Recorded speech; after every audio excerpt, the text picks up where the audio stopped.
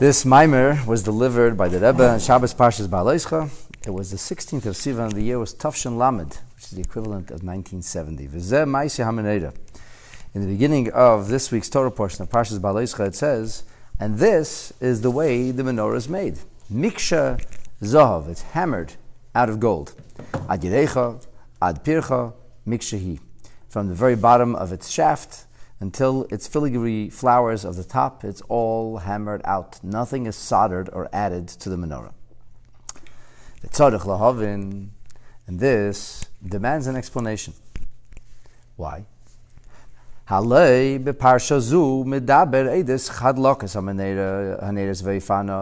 parsha in which we talk about the kindling, the firing up of the menorah, not the making of the menorah. Maseh hamenorah, the fashioning of the menorah, the details, this is all already explained in the book of Exodus, in Parshas Shemot, in Parshas Truma, and later on it's mentioned again in Parshas Vayakel. V'im kein, and if so, mahu oimrei, why here does he say Vezeh Maseh hamenorah? This is the action, this is the way it's made, this is the way it's fashioned. This is not the place of making the menorah. This is the place of kindling the menorah. Aaron gets a job here, fire up the lamps. So why do we talk about the Maseh hamenorah? The Eidzais, and furthermore, after all, he says Vezeh, and this is the way the menorah is made. And what does he talk about? One little detail, just the hammered part. But there are many details in the menorah. There are different branches, and there are goblets, and there are flowers, and there are knobs, there are all spheres, all kinds of things in the menorah. He doesn't speak about any of that. In Parshas Truma, it does speak about that in great detail. It was so detailed, so sophisticated, Moshe Rabbeinu couldn't figure it out. To the point that he ended up throwing the whole ingot of gold into the fire and just blindly hammering, and miraculously, menorah emerges. So, if Moshe Rabbeinu couldn't even get all the details, because it was so difficult, he didn't understand how to make this all hammered out of a single piece, it's a big deal, the menorah. It's very, very intricate. So you cannot give us a detail. This is the action of the menorah. This is how you make the menorah. How? Miksha, hammered out. From the tip of its flowers all the way down to the base. And that is Maseh hamenorah? That's not Maseh hamenorah. That's a detail of Maseh hamenorah. If you wanted to be a fair and make a statement about Vezeh Maseh hamenorah, no problem. Turn back to Parshas Truma and you read. And you read, psukim after psukim after psukim that describe exactly how the menorah should be, where the branches should be, how the branches should come, where there are spheres, where there are flowers, and so on and so forth. Why does he say Vezeh, and this is Maseh hamenorah? V'tzarech lahav, v'tzarech leimer, we have to say, shedavke prat zeh shebe Maseh hamenorah, that this specific detail within Maseh hamenorah has to be nigeya l'masha kasav lifnei zeh. It's somehow, this detail is relevant and meaningful, it's important, it speaks to the notion of the kindling, the firing of the menorah. Namely, El mul pnei hamenorah ya'iru shivas haneres, that towards the front or face of the menorah, the 7 lamps will illuminate. Ukid lakaman, as we'll soon see later, how this detail in the fashioning of the menorah ultimately becomes a key component in the kindling, in the firing of the menorah. The Rebbe rounds off this opening statement with the following idea. The Torah is eternal. And therefore, if the Torah is eternal, it's move on, it has to be understood. That even in a time where the Holy Temple does not stand, where the Beis HaMikdash does not exist in the material and physical and literal sense, but nonetheless, Yeshna in Yanim Elu ba'avodas Adam. These very ideas must somehow illuminate and resonate within the service that a Yid is supposed to follow, the path of service towards Hashem. Okay, we could accept that. So what is it? What exactly is the lesson of the kindling or firing of the menorah and the menorah being hammered out? How does that speak to us? How does that inspire us today? So the thing, my friends, is like this. As explained in the Alter Rebbe's foundational Mamar on this week's parsha of Vezeh Maseh hamenorah, the Hine menorah nikras knesses Yisrael. The menorah speaks to more than just a candelabra, even a grand and important candelabra that once was in the Beis HaMikdash, but rather the Menora speaks to Knesset Yisrael, the congregation of Israel. Shehi Sfiras HaMalchos, that represents within the spheres, the 10 spheres, the lowest of the spheres is Malchos. And the concept of Malchus is also called Knesset Yisrael. Why is Malchus called Knesset Yisrael? Al Shem, by virtue of Shekaineses B'Seicha B'Chines Elikus, because it becomes the dam or gathering point for divine energy. Hanikra Yisrael, which is called Yisrael, which, as the Rebbe points out, in the language or verbiage of Kabbalah, that's B'Chinas Zoh.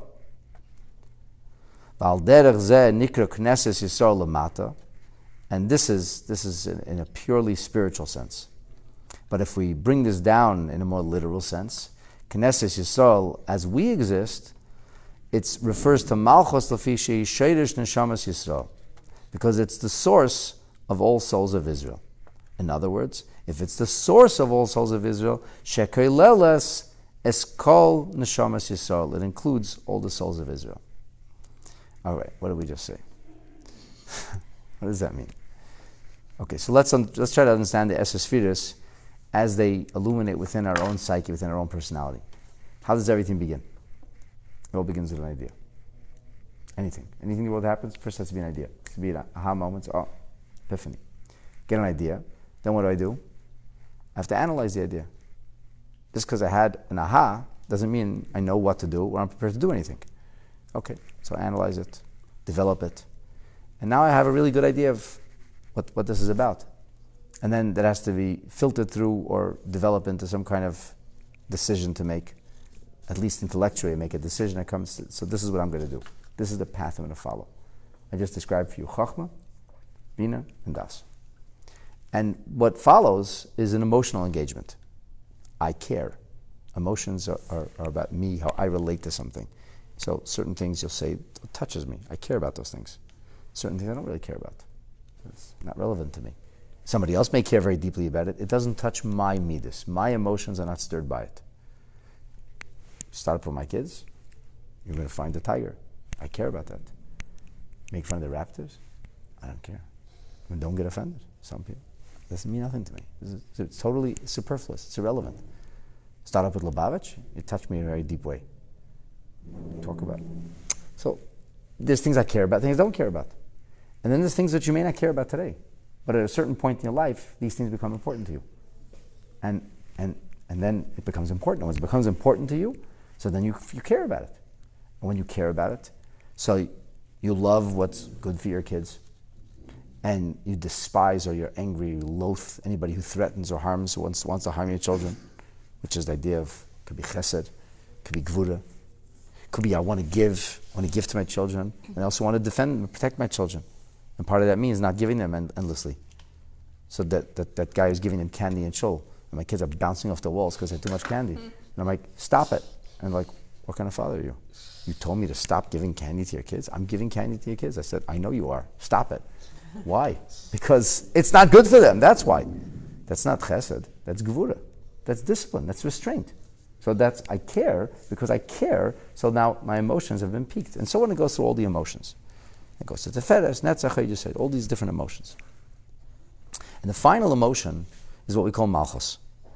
And Malchus, in a very literal and simple way, is taking responsibility. To be king or queen means, okay, this is my baby, proverbially speaking. I got to deal with this. This is going to become my responsibility. Say every cook, every kitchen needs a cook. Every car needs a driver. Every reality needs somebody who makes it their business. As the expression goes, in Talmudic literature, Meshugala is a davar, person who is obsessed. When it becomes somebody's obsession, in a healthy way, that this is their focus, you know what's going to happen. Otherwise, if nobody's going to drive this forward, it's going to be the broth that's made of many cooks. It's not going to taste good, or it won't even make it onto the table. Why? Because there are too many cooks. It's a very interesting curio that the people who get the worst medical care are celebrities, which makes no sense. A, they could afford it. B, everybody wants to be able to heal them. The problem with celebrities is something called medicine by committee. So you have 5 big specialists. The 5 big specialists have big positions and even bigger egos. And they come together and they start clashing. And they start fighting. And nobody really takes responsibility. Nobody really says, okay, this is my patient. Or it could be an ordinary person. And the doctor is not the biggest doctor in town. But you know what? A person takes, it's my responsibility. I'm going to drive this thing. I'm going to drive this. And sometimes it might not be the doctor. Sometimes it could be a family member who says, okay, I'm going to drive this. I'm going to drive a doctor's crazy. I'm not going to let them live. I'm going to make sure this happens. So somebody takes responsibility. That's Malchus. Malchus literally means a king. Malchus literally means a queen. But it's not a king or a queen per se. It doesn't require an honor guard, and it doesn't require a palace, and it certainly doesn't require a parliament. The point of Malchus is to take responsibility. That's midas Malchus. That means everybody has it. So when you reach the point where you're ready to take responsibility for something, that means you gather it all together, all the ideas you had and all the feelings you had, whatever care you're investing in this, and whatever brilliance or intuition or creativity, you marshal it all together and you apply it. So let's make this happen. So that in the metaphor, it's like a dam. It's like bringing it all together, and then when you bring you create this dam, and you block it all up, and then eventually from a dam, then it rushes forward, and then you have an effective thrust. So this is concept of Malchus, which represents the concept of Knesset Yisrael, of all the neshamas of Yisrael.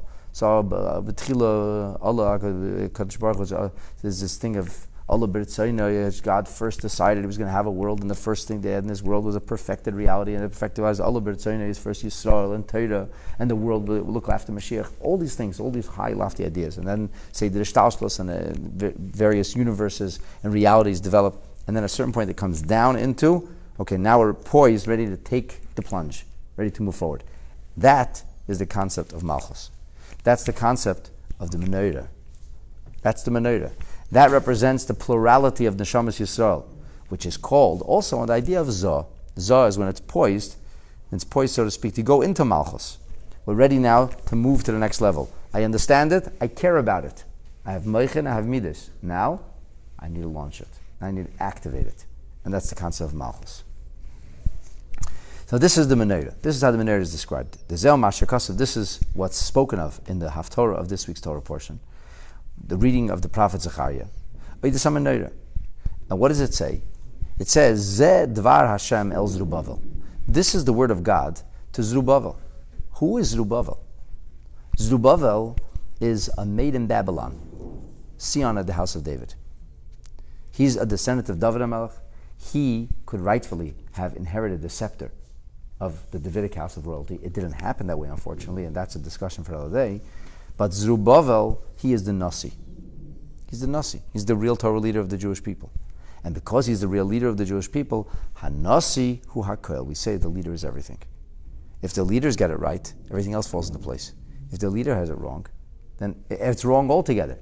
Because whoever's driving this thing is wrong. So if it's being driven wrong, the whole bus is going in the wrong direction. And actually we have this expression, as Rashi says, multiple times, including in the Parsha in 2 weeks. Rashi says the idea of Hanasi hu hakoel. The Nasi is everything. Moshe represents the entirety of Yisrael, and Yisrael is represented or reflected within the spirit of Moshe. The Nasi is everything. Hainu, what does it mean he's everything? Shehu koilel kal neshamas Yisrael. A real Nasi includes within his soul all the souls of Israel. So his soul is wound of, or woven from, strands from every single neshama. Now, Behine, Ha'aveda Behaalotcha hamenorah, the service then of firing up this menorah, now that we describe what the menorah is and what it represents, in this it explains in Likutei Torah in the beginning of the parsha, She'in Yana, that the idea, the business of firing up the menorah is lahales es kol shivas hasugim de bnei Yisrael. It's to fire up or to raise up or lift up or inspire all the 7 different kinds of Jewish people. Like it says, it says when you fire up or kindle the lamps, that it's done towards the face of the menorah. The 7 lamps will burn, will illuminate. The shivas hanedes, that these 7 lamps, they represent 7 different levels within serving God. There is different approaches to serving God. One approach to serving God is the chesed approach.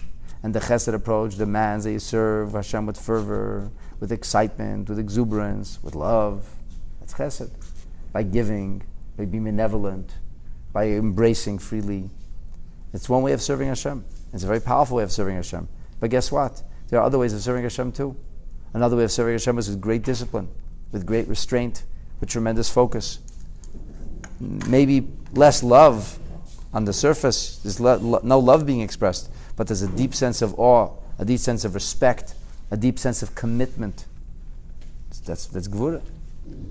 So what are you supposed to do? You say, you're a Jew who loves, you're the excited, boisterous, benevolent, giving, excited Jew. Fantastic, we welcome you. How about you? I'm a Jew who tries. What do? I restrain myself, I toil with myself, I smack down my Yetzer Hara, I stay focused, I don't get distracted. There's things going on around me and I just do what I have to do and I don't care what's going on. I have no patience for that. You're a funny looking Jew. We don't need you. We need happy Jews. That's it. I just want to have happy-go-lucky Jews. No, sorry. If you say that, you're not a Nasi. You're not a leader. What does the leader have to say? The leader has to appreciate all the different kind of Yidden. So this Yid needs to look how beautiful, look at the virtue of this Yid. This is a Yid of restraint, a Yid of discipline, a Yid of focus. That's the Yid who I know is going to get the job done. He'll get the football to the touchdown. Beautiful. Another Yid, he is full of exuberance and he's full of creativity. He's full of excitement. Beautiful, amazing. You're going to fire everybody up.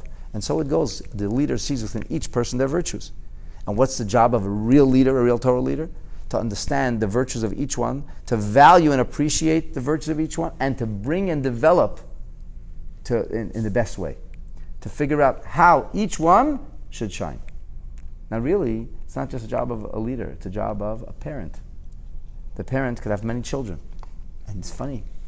They're born in the same house, same parents. Sometimes they were together in the womb at the same time, but they're not identical twins.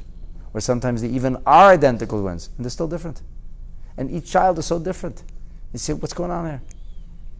They're born to the same father and mother, they ate the same food, they slept in the same room.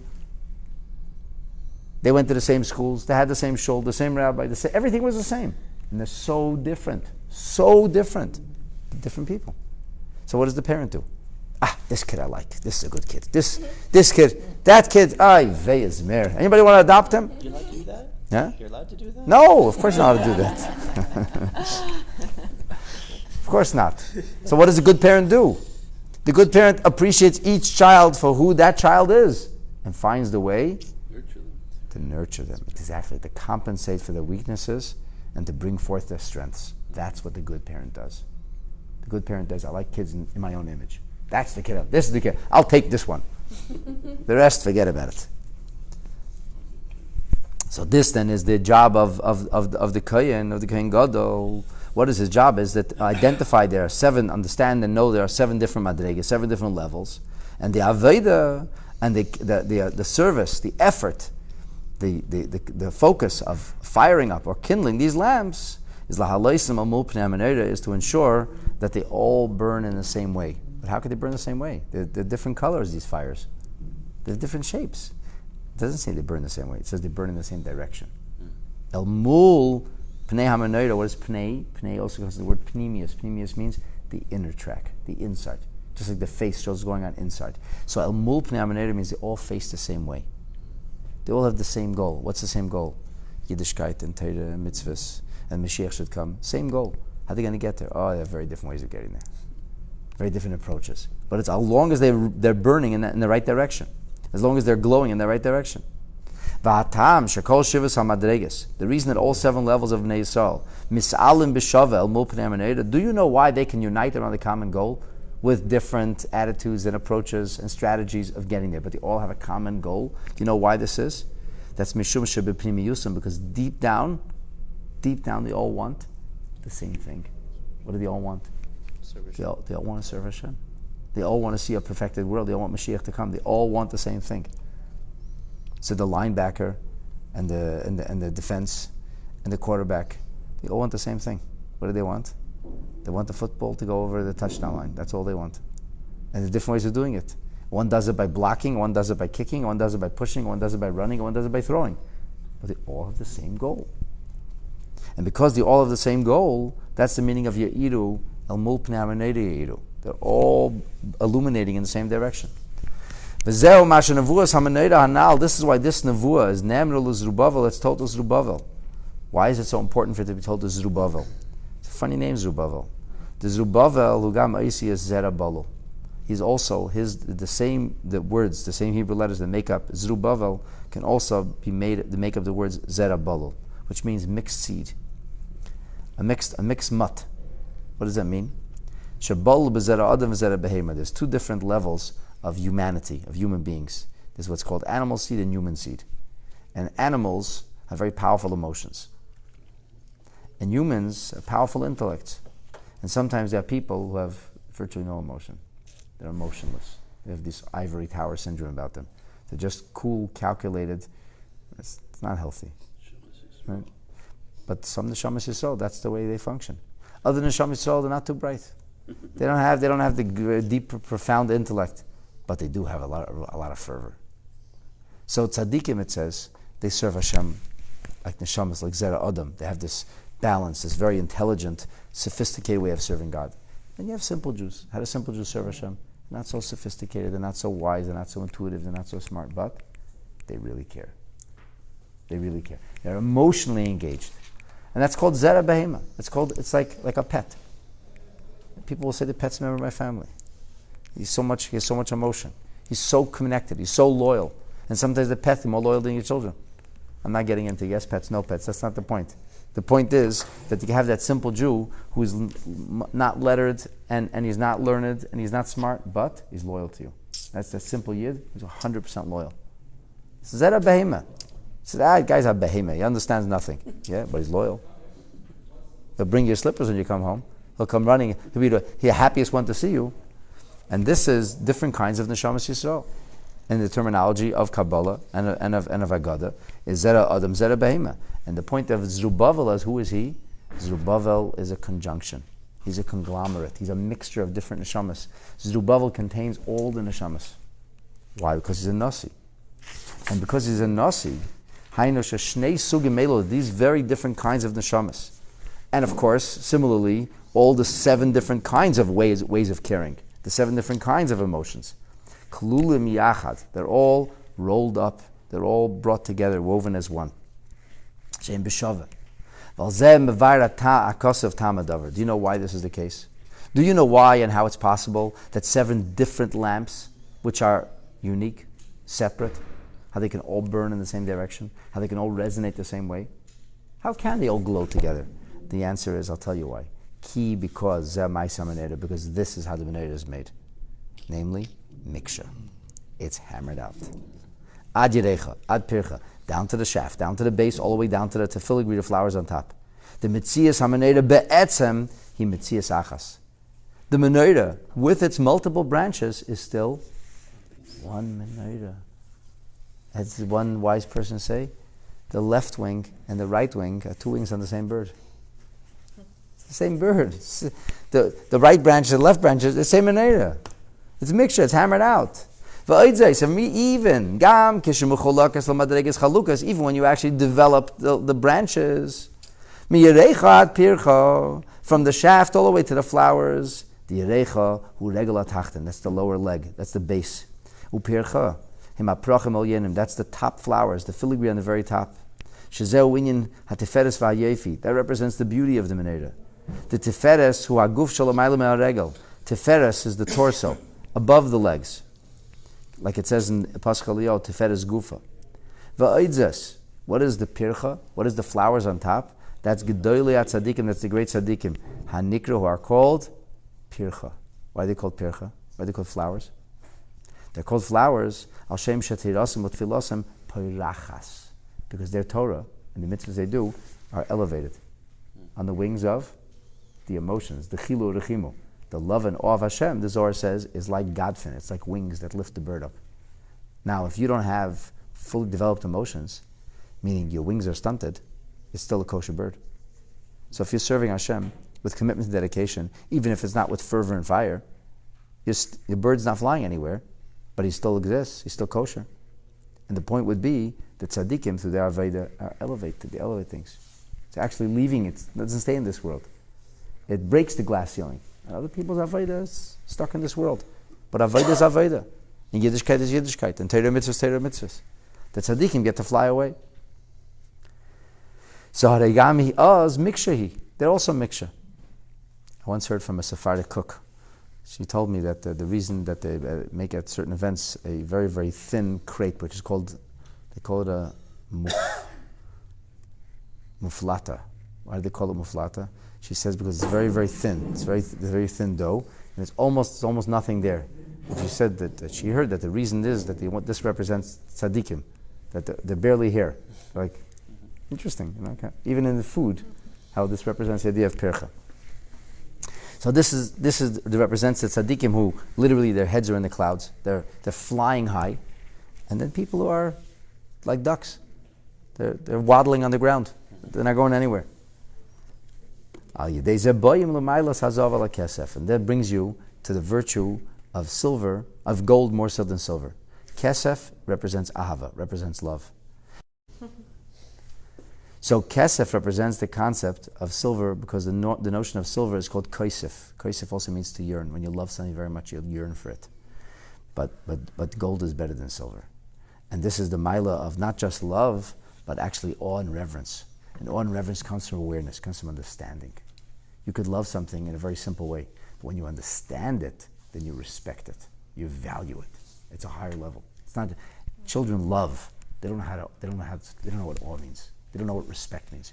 You get older, you learn respect. And this is the idea of not just miksha, not just we're hammered out, but it's not just a natural love, it's not just kesef, but it actually evolves into the concept of zav.